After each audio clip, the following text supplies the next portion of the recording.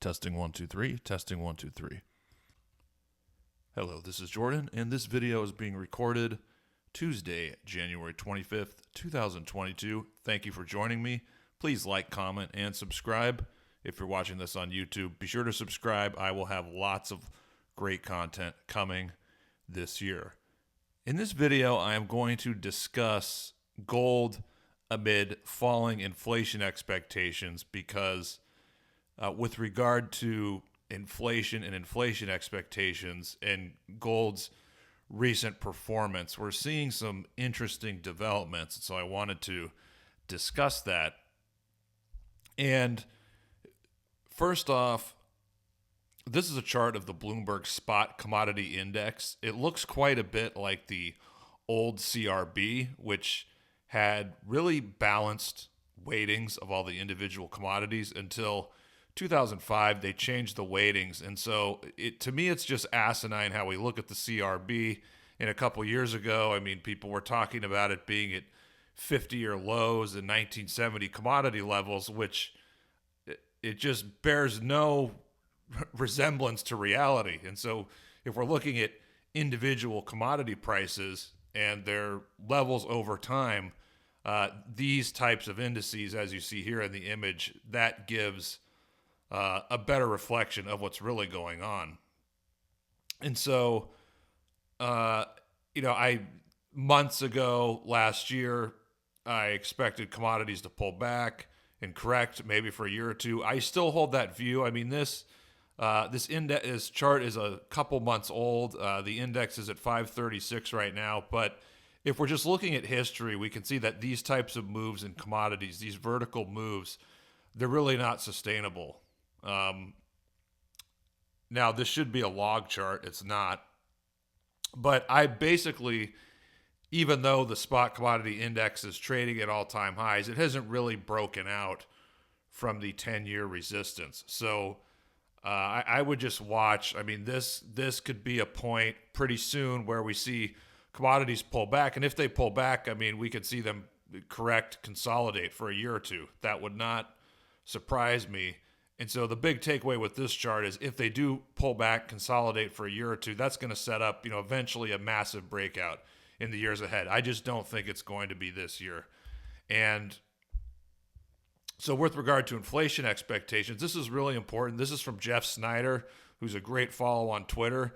I wish he would make these lines here in the chart more visible. I mean, those lines are too fat. But anyway, these are what you can say indicators of inflation expectations. You have the 10-year break-evens, 5-year break-evens, then you also have the 5-year divided by the 5-year forward inflation rate, which revolves around the TIPS market. Well, all these things do.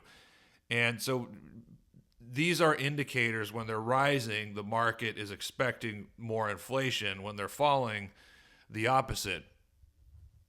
And so if you look at what's happening here, all these things peaked last year. Basically, it looks like all these things peaked in the fourth quarter of last year. So several months ago, one of the lines is breaking down. The other lines are close to really breaking down.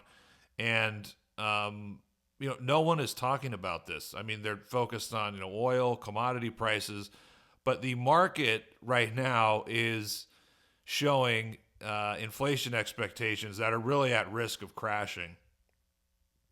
The bond market, that is. And so, the Fed is going to start hiking rates, but they're going to be hiking in an environment where the bond market is telling you that inflation is going to be coming down. And look, even if inflation is only 3 or 4% this year, I mean, that's coming down from the last year of 6 to 7%. So, I mean, look at the 1940s, look at the 1970s. Inflation, it's very uneven. You can see there's major peaks and valleys during those decades. And so there's just, in terms of commodities and investing in inflation and these types of things, there's a real risk that we could see a valley, coming over the months ahead or in the next year.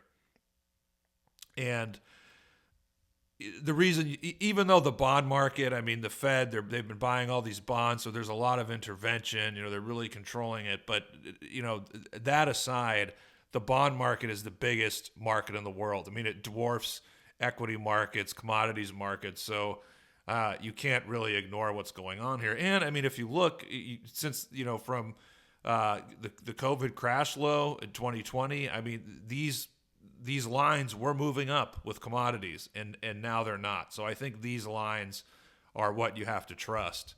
There's a divergence, and I would trust these lines and not the commodity market.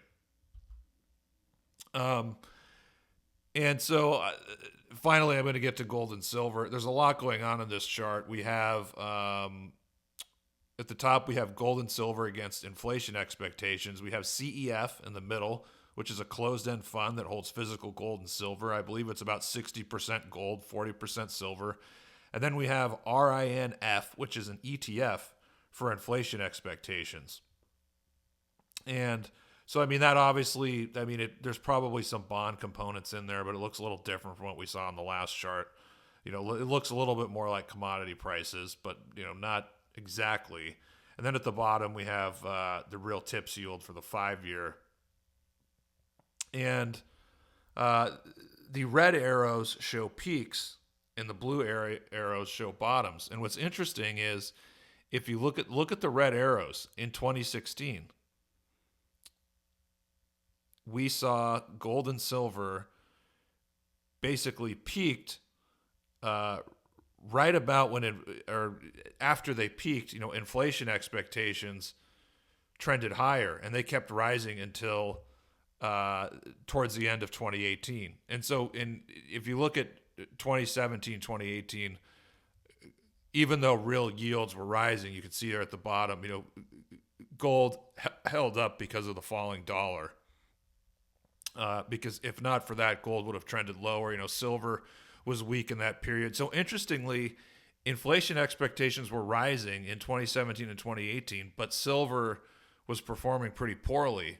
However, and this is important, look at what happened September, October 2018. We got a very significant bottom in gold and silver, more so gold.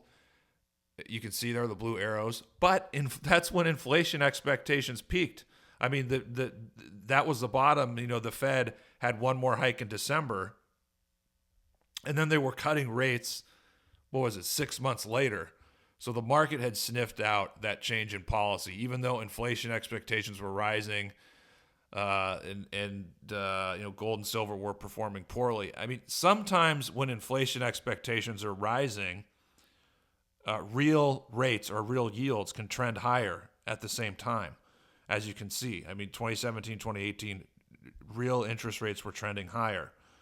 And, we've kind of seen something similar in the last couple months. I mean, if you look at the 5-year real yield down there, I mean, it did bottom in early 21. It's kind of been going sideways. I mean, it started to break out. So the market, but if you look at the performance of gold and silver, the market has been anticipating higher real interest rates for a while. And so they've finally broken out. However, gold and silver, they've been holding up really well, given higher real interest rates. So, I mean, they should be performing poorly, but they're not. And that's one good sign. And perhaps the reason is, we could be coming to a peak in inflation expectations. I mean, we already showed you the bond market shows they've already peaked. If you look at the ETF there, look at the red arrow, and you can see, it looks like the ETF, I mean, it might be topping. Maybe it's already peaked. It could be close. And, maybe gold and silver are going to emerge from their recent lows. I mean, especially if inflation expectations roll over. And, I mean, there's a lot of nuances with precious metals and fundamentals, but I think what the precious metals market could be sniffing out here, remember, markets look ahead, they anticipate, they discount. Even though real interest rates are breaking out and gold and silver should be performing poorly, gold and silver are probably looking at the Fed. They're looking at what the bond market is saying, and that inflation and growth are coming down. And so the Fed they're really late in their hiking, and the market probably thinks that, at some point this year, the Fed is going to stop hiking. and they're going to have to pause. And if growth and inflation really come down, and we see growth, come down close to zero, I mean, that could precipitate the need for more fiscal stimulus. So we can't rule that out. And I mean, and people are still expecting inflation to be at least 3 or 4% this year. So if growth comes down significantly, the fact that there's some sticky inflation could put us in a technical recession. So I know this is a lot to take in from this video, but the main takeaway you can see here is in the last 5 or 6 years or so, gold and silver have not really followed rising inflation expectations. They've done better when inflation expectations have rolled over. And perhaps, because we're in a situation where, the economy can't function without inflation and money printing and fiscal stimulus, when inflation expectations peak and roll over, that's a sign that the economy is going to peak and roll over, and that there's going to be a need for the Fed to stop hiking and policymakers to do more fiscal stimulus, etc. So perhaps that is what gold is sniffing out, which will, it's sniffing that out rather than the fact that real yields are breaking out. I mean, so in this environment, in terms of what the market is looking forward to, it's probably thinking, yeah, real interest rates are breaking out here, but they're probably going to roll over again at some point this year. I mean, the breakout is really not going to be sustainable or permanent.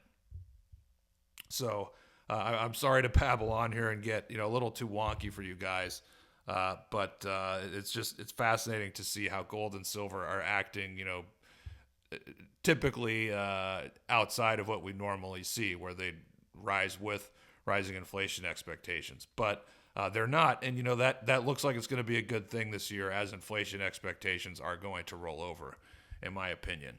And at some point, the Fed will pause their hikes, or maybe even stop for good. That's all in this video. Thank you so much for tuning in.